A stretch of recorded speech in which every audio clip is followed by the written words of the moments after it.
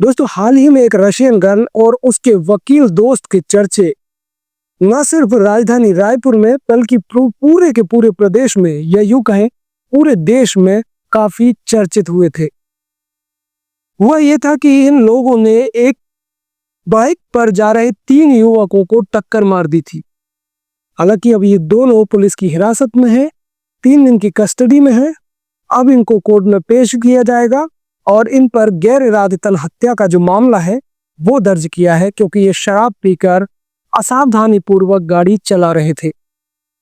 लेकिन अब आप जानिए कि जिन 3 युवकों को इन दोनों ने शराब के नशे में कुचला था, उनका क्या हुआ।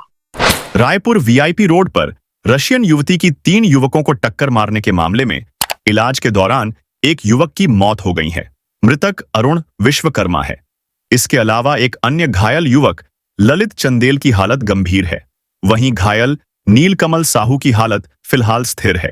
इस मामले में युवक की मौत हो जाने के बाद पुलिस आरोपियों के खिलाफ गैर इरादतन हत्या का मामला दर्ज करेगी। हादसे के बाद हंगामा करने वाली रशियन गर्ल और वकील दोस्त को पुलिस ने 3 दिन की रिमांड पर लिया है। पुलिस दोनों से कई बिंदुओं पर पूछताछ करेगी। पुलिस इसका पता लगाएगी कि रशियन गर्ल रायपुर क्यों आई थी, उसे छत्तीसगढ़ कौन लेकर आया था, उसका किन किन लोगों के साथ संबंध है।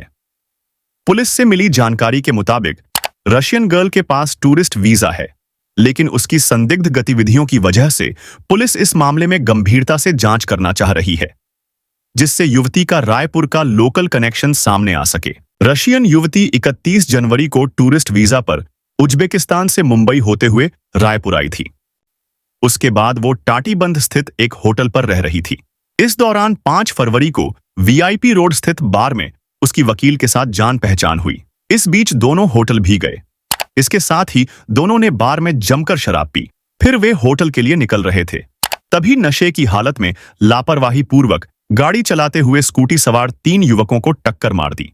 फिलहाल पुलिस ने रशियन युवती और वकील के खिलाफ एक्सीडेंट के मामले में दूसरे की जान को जानबूझकर खतरे में डालने और लापरवाही पूर्वक गाड़ी चलाने को लेकर मामला दर्ज की है।